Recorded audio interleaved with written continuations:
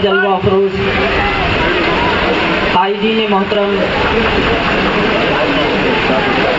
और आप सब कौम मिल्लत के जियालो, कौम मिल्लत के हक में अपनी दुरुस्त राय रखने वाले नौजवान साथियों, दोस्तों, आप सबसे बड़े एहतराम के साथ गुजारिश है, ये जो खाली जगह है ये ज़रा भर लीजिए, वरना बीच में शैतान आ जाएगा। वैसे बीच में शैतान बहुत हमारे अंदर इंतशार पैदा कर रहा है। आप सबसे गुजारिश है तशरीफ ले आए बीच बीच में, जितने हम करीब रहेंगे इंशाल्लाह मोहब्बत बढ़ेगी। थोड़ा माइक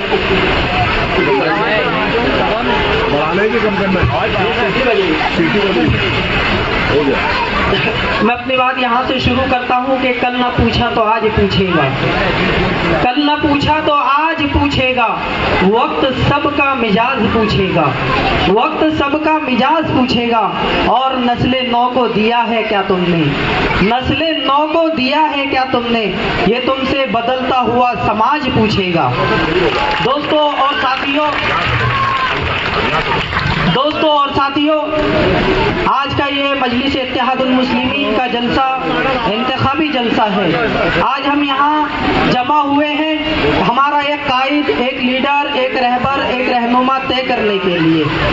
हमारा लीडर, हमारा रहनुमा, हमारा कायद कैसे होना चाहिए, इंशाल्लाह हमारे जो यहाँ पर रहबरान बैठे हैं वो आप हजरात के सामने पेश कर देंगे। मैं यहाँ से अपनी बात को आगे बढ़ा रहा हूँ कि हम एक आज़ाद हिंदुस्तान में रहते हैं और इस आज़ाद हिंदुस्तान की हकीकत ये है कि ये हिंदुस्तान सियासत की बुनियाद पर चलता है और जिसकी सियासी आवाज़ होगी उसको सियासी हुकूक दिए जाएंगे। आप पूरे हिंदुस्तान का जायजा लीजिए, हर बरादरी के अंदर, हर कास्ट के अंदर आपको नेता मिल जाएगा, लेकिन मुसलमान का नेता जब उठता है, मुसलमान की आवाज़ बुलंद करता है, तो मुसलमानों के बीच में शोषे छोड़े जाते हैं, इल्ज़ामात लगाए जाते हैं। मैं आगे इल्ज़ाम को इंशाल्लाह साफ करने की कोशिश करूंगा, लेकिन ये बात एकदम बिल्कुल साफ है कि जिसका सियासी लीडर होगा उसको हुकूक दिए जाएंगे, उसका विकास किया जाएगा, उसको आरक्षण दिए जाएंगे, उसको रिजर्वेशन दिया जाएगा।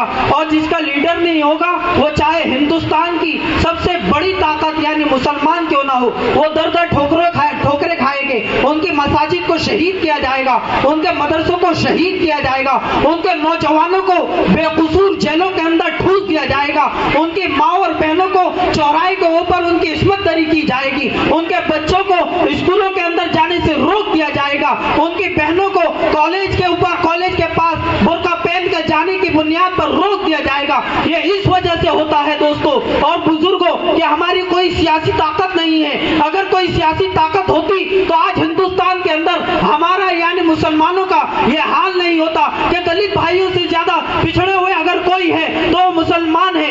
रिजर्वेशन के अंदर मुसलमान पिछड़ा हुआ है और हर एतबार से मुसलमान सबसे पीछे है।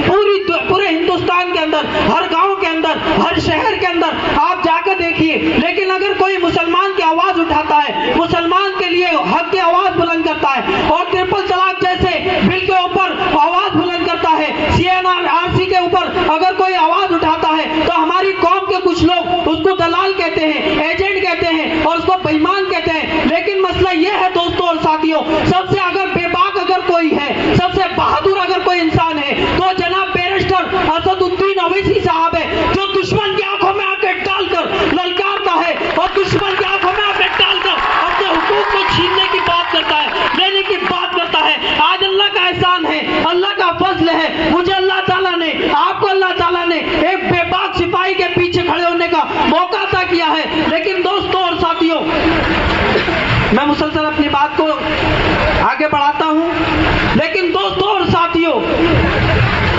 हमारे कायद पर, हमारे रहबर पर, हमारे रहनुमाओं पर मैं इनकी क़यादत को सलाम करता हूं, जिन्होंने कौम और मिल्लत की रहनुमाई के लिए अपनी 40-40 साल की खिदमत को छोड़कर, लात मारकर कौम और मिल्लत के लिए एक प्लेटफॉर्म पर आकर खड़े हो गए। इसलिए कि चाहते हैं we want freedom of the security, जो कौम के लिए लड़ते हैं, कौम के लिए मरते हैं और कौम के लिए जीना चाहते हैं, इनको ओहदों से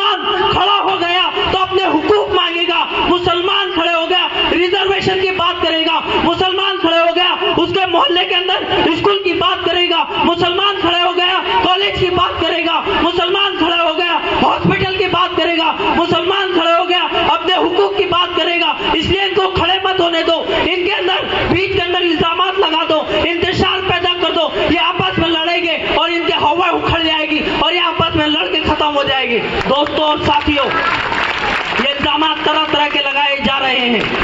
मैं रब्बे काबा की कसम खा के कह रहा हूं, मुसलमान चाहे कितना ही कमजोर हो, दुनिया की कोई ताकत नहीं है कि मोहम्मद रसूलुल्लाह सल्लल्लाहु अलैहि वसल्लम के गुलाम को खरीद सके।